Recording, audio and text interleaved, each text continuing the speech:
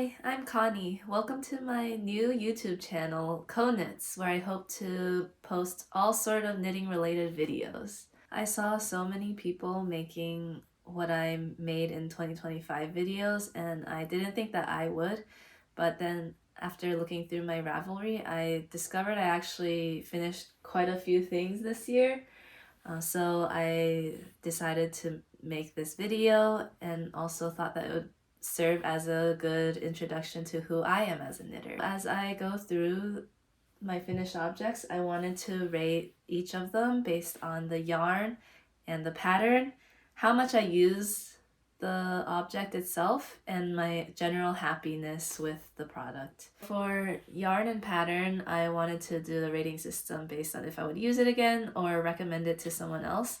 So 1 is never again, it was horrible. 2 is probably not, there are better alternatives out there.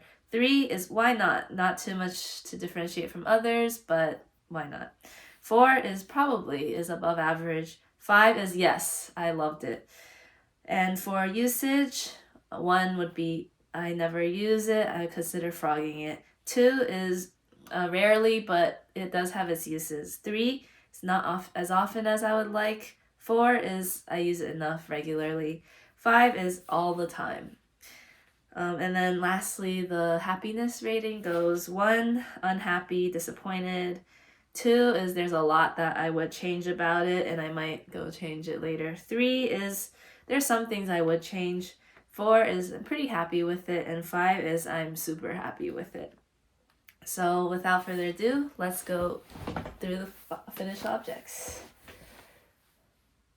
First of the year that I started in the end of 2024 is this Berlin scarf. It was a pretty popular pattern for good reason. It's super stylish and very simple. It's basically just a tube of 2 strands of a fuzzy yarn until it's a good length, and then you close off the tube with these fringes.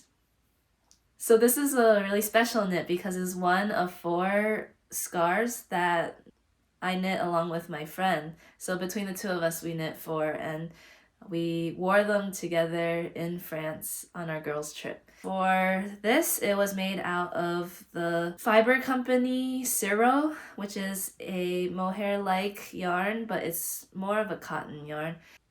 I would give it a 3.5 to a 4. I really do like wearing it. It's pretty soft. It's not the softest, but it doesn't irritate my skin. It's fine on my neck, and I would use it again. I just haven't felt the urge to. As for the pattern itself, I would also give it a 4 because it is a great and timeless pattern. I think that for as simple as it was, there might be other patterns out there, like the kilometer scarf, that are free. So it's not a super necessary pattern, but it was very easy and clear, and it did produce a really nice product. For usage, I would give this a 3. I feel like I'm not really an accessories person. Sometimes even when it's too cold outside, I won't be wearing enough, and I really should wear this more often. For my general happiness, I would give it a 5 out of 5 because this scarf just has a lot of good memories. They were MVPs when we were in France because it did not stop raining. I didn't bring enough to wear, and we wrapped these around like hoods. So yeah, definitely a 5 out of 5. It also, I think, fills a hole in my wardrobe. This is the only scarf that I really need. Just toss it here. So the next finished object actually was a gift knit, so it's not here. I knit a Mouline cardigan solo by Knits for my friend, and it was a little bit modified. I knit it out of Knitting for Olive merino 1 strand held with 1 string of Knitting for Olive mohair, and the gauge that I got was much smaller than the original pattern gauge, but I thought the pattern was suited for the vibe that I wanted for the final product, and so I just knit it 2 sizes up and hoped that it would match the dimensions I wanted in the final product, and it worked out really well. For the yarn, I would rate it probably a 4.5. I think I would definitely use Knitting for Olive Merino again, and the mohair as well.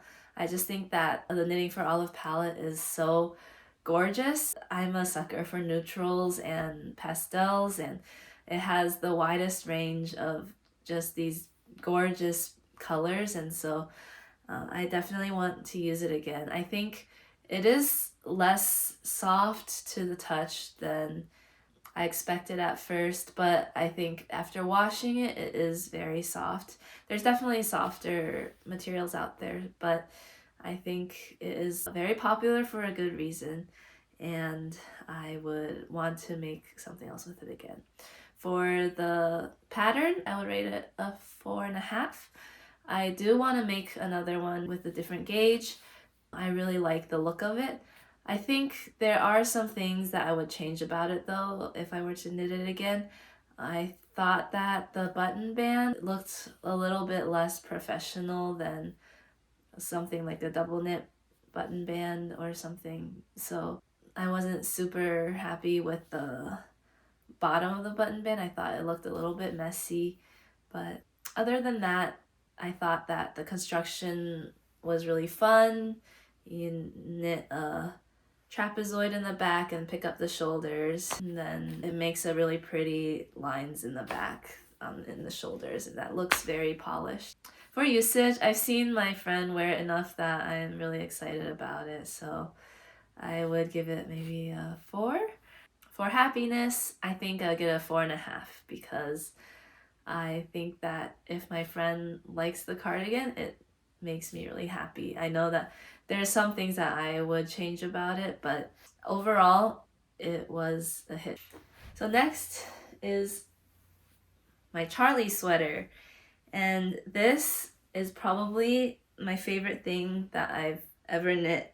It was made from the Cardiff cashmere, and I bought that in France, and so I think I saved about 50% of how much it would have cost if I got it here in the US. It's 100% cashmere, and it is so soft. I want to live in this stuff. So the yarn gets a 5 out of 5. For the pattern, I really enjoyed knitting this. It's actually one of the most engaging and probably difficult patterns that I knit so far. Part of what makes it difficult is I felt like I needed to lock in every single row or else I would make a mistake. It starts out with making the collar band. It's knit in a loop, so it's double layered, and then you pick up the collar from the folded edge of that double loop, and it's also double knit, so it's this really nice, thick, luxurious collar that just looks so good in this cashmere. It just, I don't know, it just looks so professional and clean, and I really love how the collar connects here.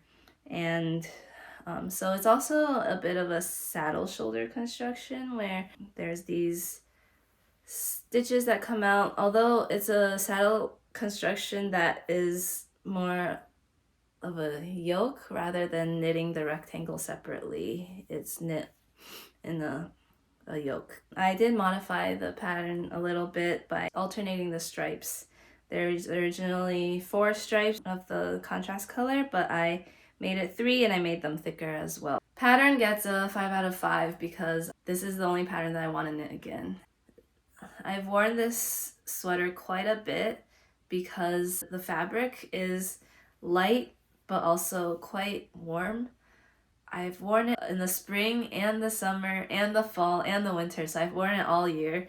I think it's really versatile and I did get a lot of use out of it, so a 5 out of 5 on the usage. As for happiness, 5 out of 5. So this sweater gets a perfect score, and I don't know if I will ever give another perfect score.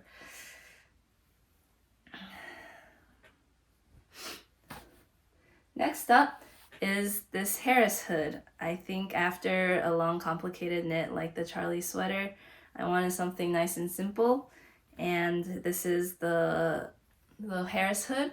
It's made out of Lang Yarn's Carpe Diem, which is a thicker gauge alpaca and wool blend.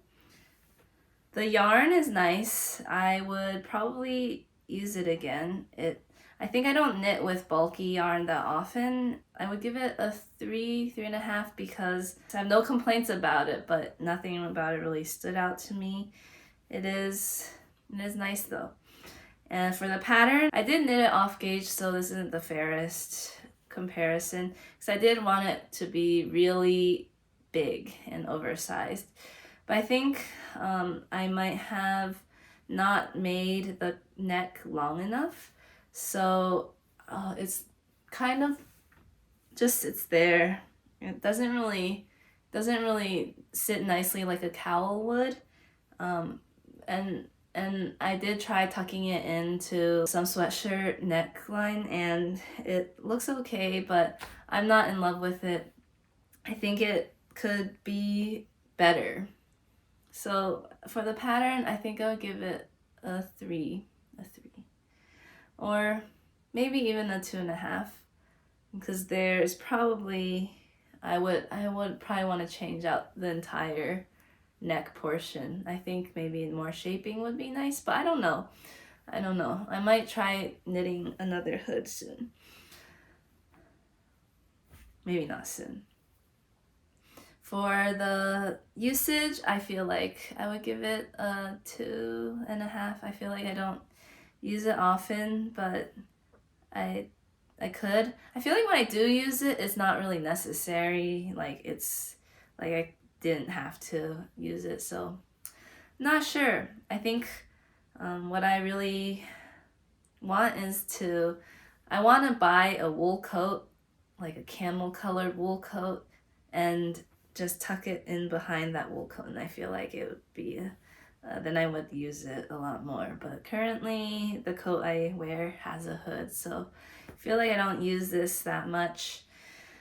For overall happiness, I think I would rate this 2.5 to 3.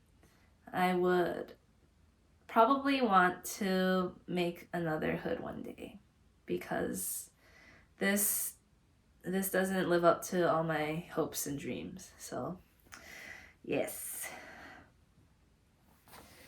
Next is a special mention. So I don't know why this is marked as finished as this year. I think I finished the bulk of it 2 years ago in 2023. This is my Suga sweater, BTS Suga. I just took his Instagram profile picture and threw it into Stitch Fiddle, and I knit what came out of it. So this is self-drafted. I knit it in 2 panels, the front and then the back, and then I just picked up the stitches along the side. It's pretty much a rectangular panel. I just decreased 1 stitch just to mark where the armhole should be, and I picked up the arms and knit them like a normal arm. I did the tapestry part bottom up, and then I seamed the 2 pieces together. I don't know if you can see the black. Here is the inside. I did the tapestry in a combination of intarsia and stranded color work. This took me 2 months working on nothing but this. I was trying to make it in time for Suga's concert in America before he went to the military, and now he's out of the military. It took me quite a while to finish this sweater. I was so freaked out by the thought of blocking it that I didn't wash it for a very long time. And then these ends took forever to weave in, so I finally finished weaving everything and did a wash of it this year. So I'm counting it as finished in this year, even though the bulk of it was done in 2023. The yarn was Sandnesgarn alpaca. I chose it because there's a range of colors, and I think I was first inspired to make this by some Reddit posts that I saw, and the person who knit those used that yarn, and I decided to use the same yarn. They did have a wide range of grays. There are a total of 7 different colors in here. For the yarn, I would rate it a 3 because it is not the softest to the touch. It's not the softest next to skin. I can wear it with a tank top underneath, so it's at least not the worst on my arms, but it does get a little itchy around the neck. I do have a lot of the black left over, so I do have to make something else with it, but I think it's not my favorite.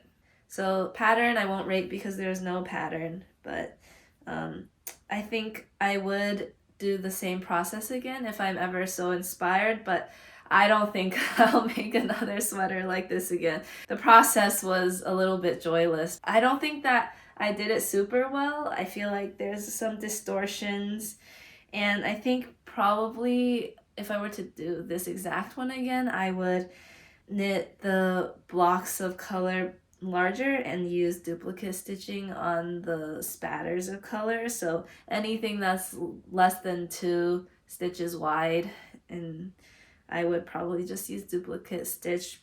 For usage, I do wear this enough, so I'll give it a 4. And for happiness, I'm happy with it.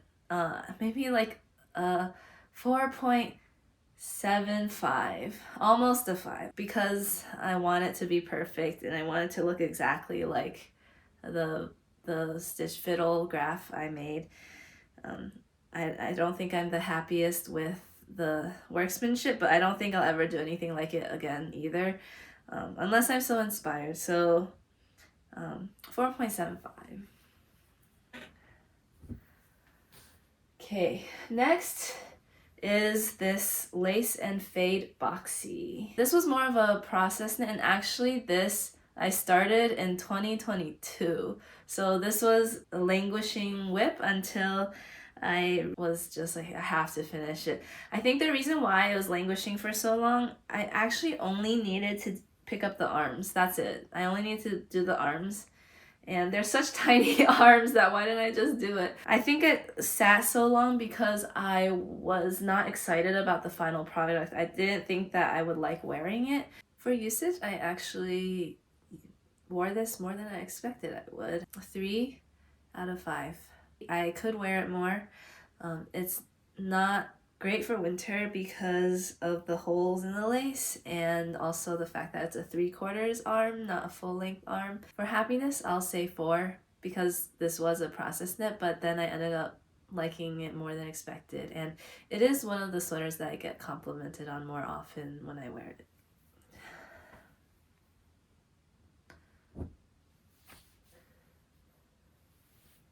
Next is the Terracotta Sweater, and this is my Christmas sweater for this year. And I had made one for my cat, and I made a Christmas card of us wearing our matching Christmas sweaters. I definitely want to do this again this coming year, and I already have it planned to be the porcelain sweater by the same Lynette. The yarn I used was the Juniper Moon Farms Patagonia Organic Merino wool, I believe. It's a little bit more of a rustic yarn. The wool feels a little rough, but for some reason it's not super itchy. It's pretty lightweight. This is a pretty lightweight sweater. I'm able to wear it around my neck with not too much irritation, even though it does have a rougher feel to it. I would rate this yarn a 3.5 because I did really enjoy it. It is more one of the more natural yarns I've used, but I don't think I would have an urge to make anything else with it. The usage, I would rate it a 4. I think I've worn this quite often in the winter season. It does feel a little bit of a holiday sweater, but I think it's generic enough that I could wear it off season in the fall, and probably not the spring. Overall happiness, I would say a 4 because while I did really like the patterns and the fit, I wish I could have made it just a little bit longer. I think I would have expanded the textured regions and made it a little bit longer. My friends say that this is the right length for me, but I think I would have preferred just a little longer and have it be a little bit baggy and oversized. But maybe that's what I'll do for the porcelain sweater. Next is my super basic tee. When I knit it, I called it my Chihiro tee because it is inspired by Chihiro's outfit in Spirited Away. And I actually really wanted a shirt of this color scheme, and I looked for a pattern to knit with these colors, and I did enjoy the pattern. So the yarn I used was from Bella Baby Tukaruk. It's just this random craft store yarn that I found when I was in Malaysia, and it was super cheap. It was like $2 or $3 a ball. This entire shirt is probably like less than $30 worth of yarn. I would give this yarn a 3.5 out of 5 because it is nice. It softens up a lot after the washing, and it does feel really nice next to skin. I just don't know how accessible it will be because it was from a random craft store in Malaysia. But if I do run into it, I would be happy to get it again. For the pattern, the super basic tee was easy to follow. I did like the super basic tee pattern, and I would probably be down to knit it again in a different material. It originally called for merino wool, and actually I did knit this at a bigger gauge, so even though this is the smallest size, it is huge. So I would be down to knit it again in a smaller gauge and maybe with different materials, but I do like it in cotton as well. I liked how the back was shaped. It was one of the normal trapezoid and then pick up the shoulders construction, but I like how it makes nice shoulder seams. I would rate it a 4. For usage, I unfortunately finished this in the fall after it got cold. So I haven't worn it as much as I wanted to, but I did get to go to Texas for a wedding in December, and it was so warm then, and I got to wear this shirt, and I really enjoyed wearing it. So I'm excited to wear this more next year.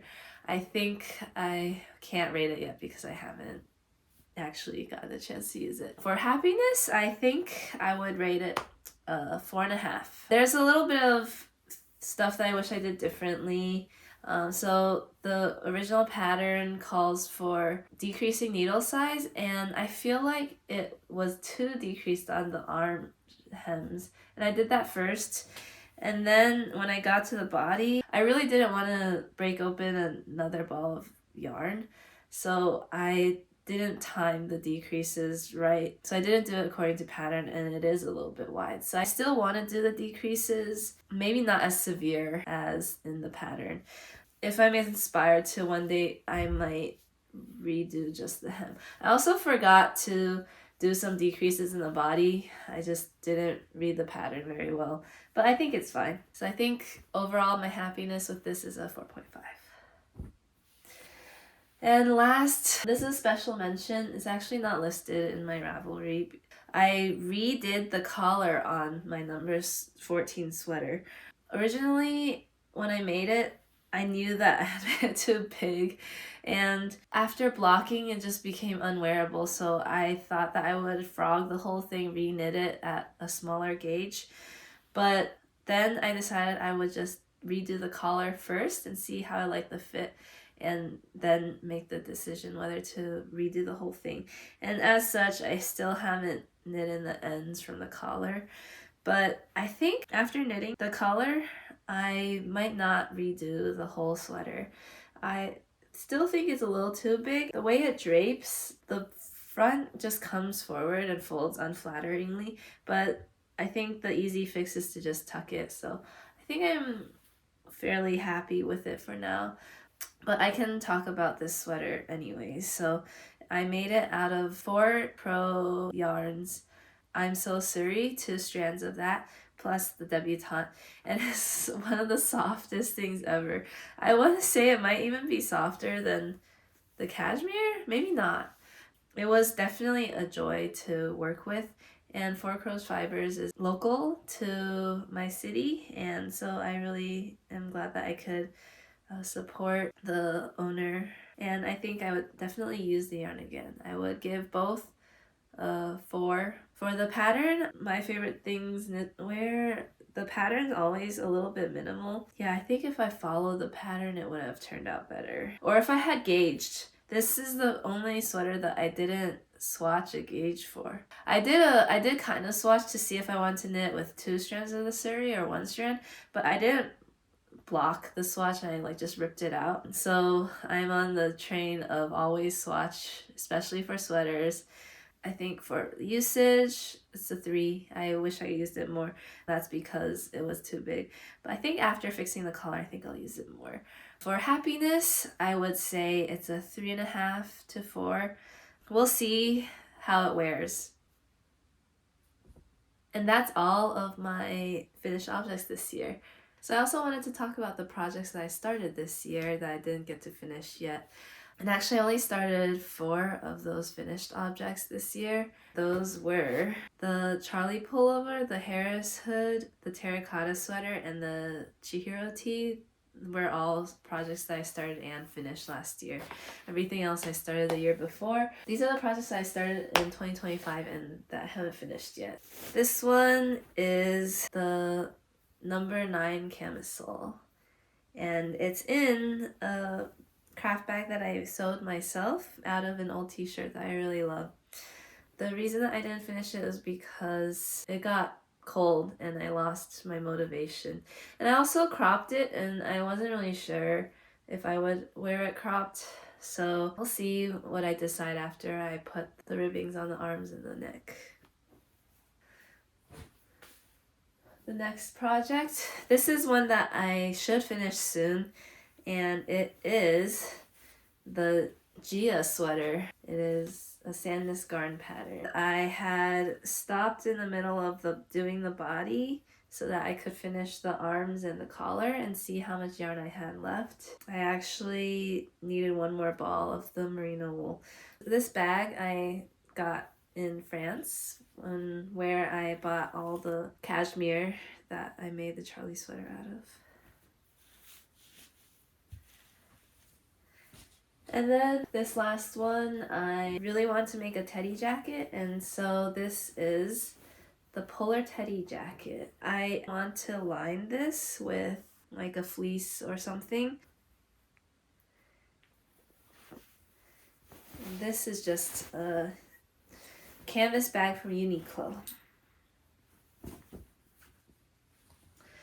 I actually have one existing whip from previous years. It is my languishing November sweater. I just got distracted from it and now I don't really want to go and figure out what I did for picking up the right shoulder, so now I have to pick up the left shoulder. I think once I do that and join, it'll just be a mindless brioche back and forth forever because it is a longer sweater.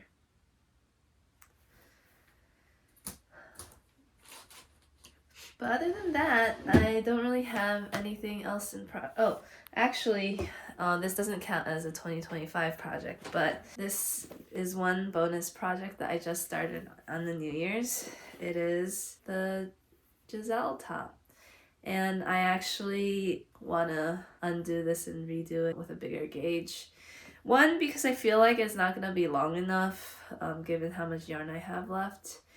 And 2, it is quite warm, and for a summer top, I think that the fabric's a little too dense. So I'm going to undo about 15 hours of work and redo this on bigger needles.